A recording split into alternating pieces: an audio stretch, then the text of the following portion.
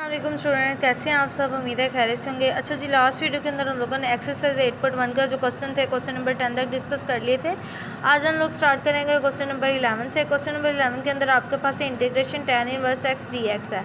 तो हम लोग कॉन्सेप्ट जो यूज़ करें 8.1 के अंदर वो आ रहा है इंटीग्रेशन बाय पार्ट्स का। तो इसको भी हम लोग इंटीग्रेशन बाय पार्ट से सोल्व करेंगे। तो उसके लिए आप लोगों का फॉर्मूला जो होता है वो आप लोग अपने पास लिख लिए की पॉइंट्स के तौर पर। वो होता है integration u dv is equal to u dot v minus integration v d u. ठीक हो गया। आप लोगों को बेसिकली सबसे पहले स्टेप में यू और डी वी डिसाइड करने होते हैं। फिर उसके बाद आपको यू वी और डी यू की वैल्यू चाहिए होती है जो इंटीग्रेशन बाय पार्ट्स के फॉर्मूला के अंदर आप लोगों को रिक्वायर्ड है। ठीक है, अब हम लोग क्या करेंगे, यू और डी वी सिलेक्ट करना होता है। तो इस फंक्शन के अकॉर्डिंग tan इनवर्स x की देखें इंटीग्रेशन आप लोगों के लिए बहुत डिफिकल्ट लग रही है आप लोगों को। तो अब आप पेपर में बेटा तो कैसे करेंगे, तो इसको सॉल्व करने का ये तरीका होता है कि आप सपोज कर लेंगे इसके साथ कोई 1 पड़ा हुआ है।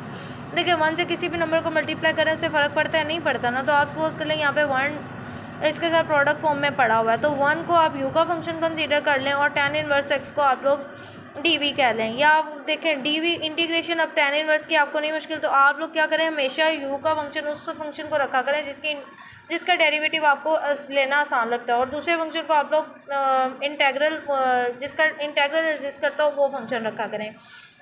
देखिए मैंने tan इनवर्स x को क्या लिया, वो यू लिया हुआ है, बिकॉज tan इनवर्स के x के इनवर्स के जो फॉर्मूलाज है मैंने अपने 7 चैप्टर की वीडियोस के अंदर बहुत अच्छे से डेरिवेटिव लेना सिखाए हुए हैं। तो आप लोग जाके मेरे चैप्टर नंबर 7 की वीडियोस को क्या कर सकते हैं, देख सकते हैं, जहाँ पे इनवर्स ट्रिग्नोमेट्रिक फंक्शन को किस तरह से डेरिवेटिव लेता है वो सिखाया गया है। अच्छा जी, tan इनवर्स x का जो डेरिवेटिव होता है ना वो आप लोगों को बहुत आसान से एक फॉर्मूला होता है 1/1 + x² होता है। तो देखिए इसके डेरिवेटिव लेना आसान है। और दूसरा जो मैंने डी वी सेलेक्ट किया वो मैंने 1 को किया, 1 dx लिख सकते हैं आप लोग। ठीक हो गया। तो इसका जब इंटीग्रेशन लेंगे तो जब 1 किसी कॉन्स्टेंट या इस तरह से 1 की जब इंटीग्रेशन लेते हैं जिस वेरिएबल के रिस्पेक्ट से ले रहे होते हैं वो वेरिएबल वहाँ पे क्या हो जाता है, जनरेट हो जाता है।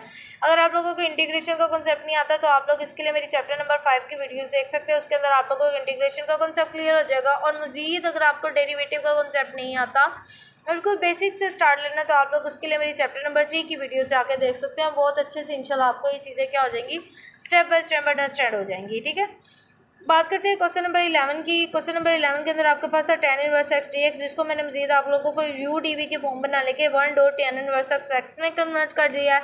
अब एक फंक्शन को मैंने यू कंसीडर किया और एक फंक्शन मैंने डी वी का नाम दे दिया है। जिसको आप लोग यू हमेशा सेलेक्ट करेंगे उस साइड भी आप लोगों ने डेरिवेटिव लिया करना है, और जिसको आप डी वी सेलेक्ट किया करेंगे उसकी आप लोगों ने हमेशा इंटीग्रेशन किया करनी है। ठीक है, तो इसका जब डेरिवेटिव लेंगे विद रिस्पेक्ट टू एक्स तो अब आपके पास बन जाएगा D you over D x बन जाएगा। tan इनवर्स एक्स का जो डेरिवेटिव होता है वो 1/1 + x² होता है। ठीक है, तो यहाँ से मजीद डी यू की वैल्यू चाहिए बिकॉज हमारे फॉर्मूला के अंदर रिक्वायर्ड है। तो डी यू इधर डी एक्स को उधर मल्टीप्लाई करवाएंगे तो 1/1 + x² dx बन जाएगा। जी इस साइड को सोल्व करेंगे, दोनों साइड पे इंटीग्रेशन ले लेंगे। ये टोटल इंटेग्रल इंटीग्रेशन अब कैंसिल होकर आपके पास वी रह जाएगा। और जब किसी 1 की आप लोग इंटीग्रेशन ले रहे होंगे ना तो 1 पे वो वेरिएबल जनरेट हो जाता है जिसके रिस्पेक्ट से इंटीग्रेशन की जा रही होती है। ठीक है, तो यहाँ पे आ जाएगा x। तो आपके पास देखिए v की वैल्यू भी आ चुकी है। ठीक है, आपके पास डी यू की वैल्यू भी आ चुकी है। आप इस तरह से अपने पास हाईलाइट कर लें और उसके साथ आप लोगों के पास u की वैल्यू भी आ चुकी हुई है। ठीक है, अब आप लोगों ने क्या करना है, अपने फॉर्मूला के अंदर पुट करना है। फॉर्मूला के अकॉर्डिंग पहले आ जाएगा क्वेश्चन आपके पास था 1 dot tan inverse of x dx। उसके बाद u और v की प्रोडक्ट करवानी है। u का फंक्शन आपके पास tan इनवर्स ऑफ x है और v का फंक्शन आप लोगों के पास वैल्यू आई है x, तो x tan inverse of x बन जाएगा। माइनस लगाएंगे, इंटीग्रेशन का साइन लगाएंगे, v की वैल्यू लिख देंगे जो कि आपके पास x है, और du की वैल्यू लिख देंगे जो कि आपके पास है 1/1 + x² dx आ रही है। ठीक है, वो मैंने लिख दिया है यहाँ पे।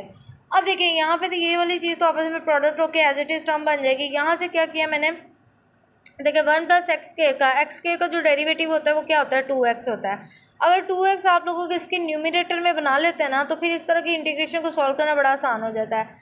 तो यहाँ से देखिए 1 का डेरिवेटिव 0 आ जाएगा तो सिंपल x² बचेगा। तो x का डेरिवेटिव होता है 2x, तो इस फंक्शन का डेरिवेटिव ऊपर बनाएंगे न्यूमरेटर में ताकि मल्टी इंटीग्रेशन सॉल्व करना आसान है। तो उसके लिए आप लोगों को देखें 2x है तो x तो ऑलरेडी मिल रहा है, सिर्फ 2 की कमी है, तो 2 से हम लोगों ने डिवाइड भी करवा देना और मल्टीप्लाई भी करवा देना है। यहाँ से इसी का डेरिवेटिव ऊपर बन जाए। जब इस तरह का केस हो, इंटीग्रेशन हो रही हो और फंक्शन हो डिनोमिनेटर में जो फंक्शन हो उसका डेरिवेटिव न्यूमरेटर में पड़ा हो, तो उस फंक्शन का आप लोग लोग ले लेते हैं। जिसको लिख लेंगे आप लोग 1/2 ln of 1 + x² और साथ आ जाएगा c आपके पास होता है इंटीग्रेशन कांस्टेंट। जब आपके पास इनडेफिनिट इंटीग्रल होता है तो हमेशा आंसर में आपके पास +c इंटीग्रेशन कांस्टेंट लिखा जाता है। बात करते हैं क्वेश्चन नंबर 12 की। क्वेश्चन नंबर 12 के अंदर आप लोगों के पास फंक्शन जो गिवन है वो आप लोगों के पास है साइन इनवर्स वाई, इंटीग्रेशन का साथ साइन है, साइन इनवर्स वाई और डी वाई लिखा हुआ है। तो मज़ीद फिर इसके ऊपर इंटीग्रेशन बाय पार्ट्स लगाने के लिए आप लोगों को कुछ दोबारा से फॉर्मूला